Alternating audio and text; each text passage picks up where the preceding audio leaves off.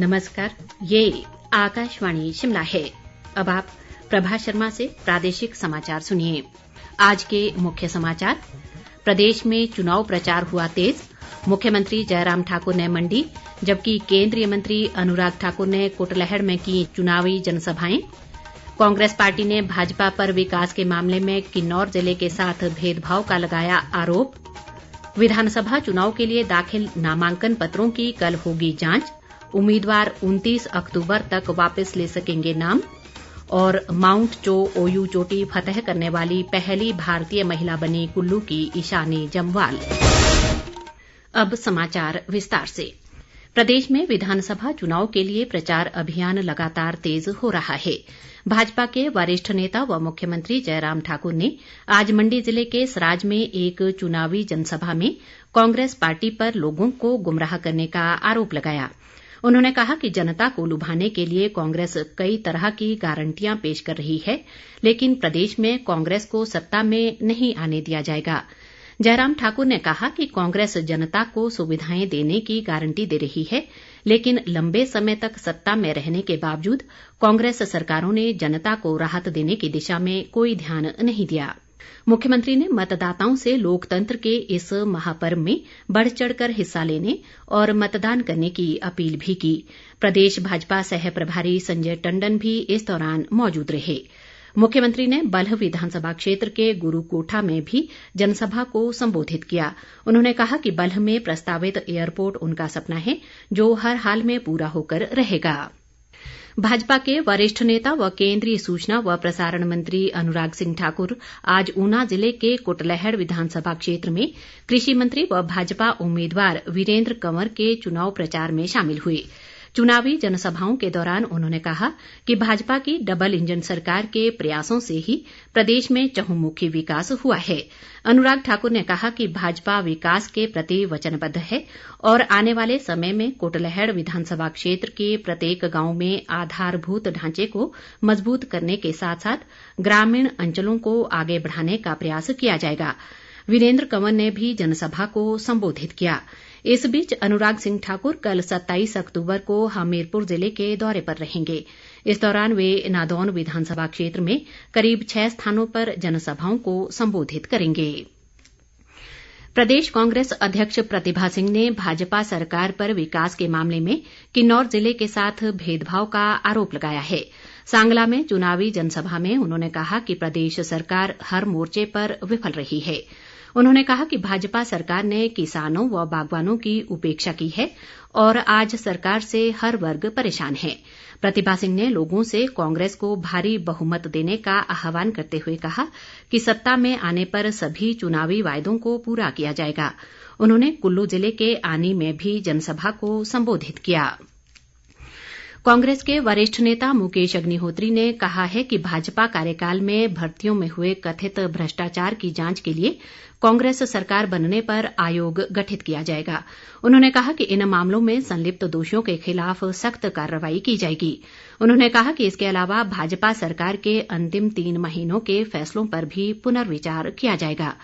मुकेश अग्निहोत्री ने आरोप लगाया कि भाजपा सरकार ने 5 वर्षों में केवल लोगों को गुमराह करने का काम किया है। चुनाव आयोग ने लोगों को मतदान के प्रति जागरूक करने के लिए राजधानी शिमला स्थित औद्योगिक प्रशिक्षण संस्थान चौड़ा मैदान में जागरूकता अभियान चलाया। अभियान के दौरान निर्वाचक साक्षरता क्लब के माध्यम से निर्वाचन प्रक्रिया की जानकारी दी गई। शिमला शहर के उपमंडल अधिकारी भानु गुप्ता ने बताया कि आयोग ने 80 वर्ष से अधिक के मतदाताओं व दिव्यांगजनों के लिए घर पर ही मतदान करने की व्यवस्था की है। उन्होंने कहा कि लोकतंत्र के लिए प्रत्येक मतदाता की सक्रिय भागीदारी सुनिश्चित बनाना ही इस अभियान का उद्देश्य है। दूसरी ओर जनजातीय जिला लाहौल स्पीति की विभिन्न पंचायतों में भी आज मतदाता जागरूकता गतिविधियां चलाई गईं। ऊना जिले में निष्पक्ष व पारदर्शी चुनाव प्रक्रिया सुनिश्चित बनाने के लिए सभी आवश्यक प्रबंध किए जा रहे हैं। इसी कड़ी में जिला निर्वाचन अधिकारी व उपायुक्त राघव शर्मा ने जिले के सीमावर्ती क्षेत्रों का औचक निरीक्षण किया। उन्होंने इन क्षेत्रों में जरूरी व्यवस्थाओं का जायजा लेकर ड्यूटी पर तैनात अधिकारियों व कर्मचारियों को दिशा निर्देश भी जारी किए। प्रदेश में 12 नवंबर को होने वाले विधानसभा चुनाव के लिए दाखिल नामांकन पत्रों की कल जांच की जाएगी। राज्य के सभी 68 निर्वाचन क्षेत्रों के लिए 631 उम्मीदवारों ने अपने नामांकन पत्र दाखिल किए हैं। उम्मीदवार 29 अक्तूबर तक नाम वापस ले सकेंगे। विधानसभा चुनाव की मतगणना 8 दिसंबर को होगी।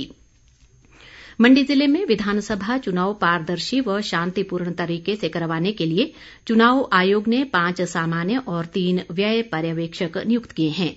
जिला निर्वाचन अधिकारी अरिंदम चौधरी ने बताया कि लोग चुनाव प्रक्रिया व आचार संहिता के उल्लंघन से जुड़ी कोई भी शिकायत सीधे इन पर्यवेक्षकों से कर सकते हैं।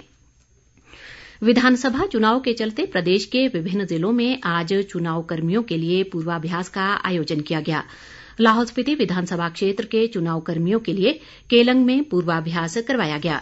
इस दौरान पीठासीन व पोलिंग अधिकारियों सहित अन्य कर्मियों को ईवीएम के माध्यम से मतदान और मॉक पोल की विस्तार से जानकारी दी गई।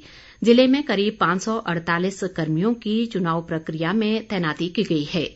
दूसरी ओर मंडी में भी मतदान कर्मियों के लिए पहला पूर्वाभ्यास करवाया गया। इस दौरान चुनाव कर्मियों से मतदान प्रक्रिया को सफलतापूर्वक व पारदर्शी तरीके से संपन्न करवाने का भी आग्रह किया गया। इधर राजधानी शिमला में भी जिले के 8 विधानसभा क्षेत्रों में चुनावी ड्यूटी पर तैनात कर्मियों के लिए पहला पूर्वाभ्यास करवाया गया। इस दौरान 6000 से अधिक कर्मियों को मतदान प्रक्रिया से जुड़ी जानकारी दी गई। प्रदेश की बेटी ईशानी सिंह जम्वाल माउंट चो ओयू चोटी को फतह करने वाली पहली भारतीय महिला बन गई है। ये चोटी नेपाल और चीन के मध्य में स्थित है। कुल्लू जिले के पाहना नाला की रहने वाली ईशानी जम्वाल ये उपलब्धि हासिल कर दूसरों के लिए प्रेरणा स्रोत बन गई है। उन्होंने अपनी इस उपलब्धि का श्रेय माता पिता व प्रशिक्षकों और विशेष रूप से अपने प्रायोजकों को दिया है। ईशानी जम्वाल ने कहा कि उनका उद्देश्य पर्वतारोहण को एक साहसिक कार्य के रूप में बढ़ावा देना है। ईशानी जम्वाल ने सरकार से भी राष्ट्रीय और अंतर्राष्ट्रीय अभियानों के लिए पर्वतारोहियों को आर्थिक रूप से समर्थन देने का आग्रह किया है। भाई बहन के पावन प्रेम का त्योहार भाई दूज आज हर्षोल्लास के साथ मनाया गया। इस अवसर पर बहनों ने अपने भाइयों के माथे पर तिलक लगाकर उनके सुखी समृद्ध और दीर्घ जीवन की कामना की। दूसरी ओर दीपावली का त्योहार धूमधाम से संपन्न होने के बाद कुल्लू के सुल्तानपुर स्थित भगवान रघुनाथ के मंदिर में अन्नकूट पर्व श्रद्धा व उल्लास के साथ मनाया गया। इस अवसर पर भगवान रघुनाथ जी की पूजा अर्चना की गई और उन्हें नई फसल का भोग लगाया गया। कुल्लू के अलावा अन्य स्थानों पर ये पर्व गोवर्धन पूजा के रूप में मनाया जाता है। भगवान रघुनाथ के छड़ी बरदार व प्रथम सेवक महेश्वर सिंह ने बताया कि स्थानीय लोग इस उत्सव को उत्साह के साथ मनाते हैं। गोवर्धन पूजा भी कहते हैं और अन्नकूट भी कहते हैं। अन्नकूट इसलिए कहते हैं कि नए चावल और दाल इत्यादि इस मौसम में आती है और भगवान को इसका प्रसाद लगाया जाता है नए अन्न का। और गोवर्धन पूजा इसलिए कहा जाता है कि कृष्ण भगवान के समय में ऐसा तूफान आया कि भगवान ने गोवर्धन पर्वत को उंगली पर उठाया और उसके नीचे शरण दी, तो इसीलिए पर्वत बनाते हैं और उसके ऊपर रघुनाथ जी को विराजते हैं। कांग्रेस विचार विभाग के प्रदेश अध्यक्ष विजयपाल सिंह ने कहा है कि पार्टी महंगाई, बेरोजगारी व भ्रष्टाचार के मुद्दे पर सत्ता परिवर्तन करेगी। सोलन में पत्रकार वार्ता में उन्होंने कहा कि सत्ता परिवर्तन में कांग्रेस विचार विभाग अहम भूमिका निभाएगा। उन्होंने कहा कि भाजपा के खिलाफ जनता में रोष है और चुनावों में सरकार की कथित जन विरोधी नीतियों को लोगों के बीच ले जाया जाएगा। अंत में मुख्य समाचार एक बार फिर। प्रदेश में चुनाव प्रचार हुआ तेज। मुख्यमंत्री जयराम ठाकुर ने मंडी जबकि केंद्रीय मंत्री अनुराग ठाकुर ने कुटलैहड़ में की चुनावी जनसभाएं। कांग्रेस पार्टी ने भाजपा पर विकास के मामले में किन्नौर जिले के साथ भेदभाव का लगाया आरोप। विधानसभा चुनाव के लिए दाखिल नामांकन पत्रों की कल होगी जांच। उम्मीदवार 29 अक्तूबर तक वापस ले सकेंगे नाम। और माउंट चो ओयू चोटी फतह करने वाली पहली भारतीय महिला बनी कुल्लू की ईशानी जम्वाल। इसी के साथ ये समाचार बुलेटिन समाप्त हुआ। नमस्कार।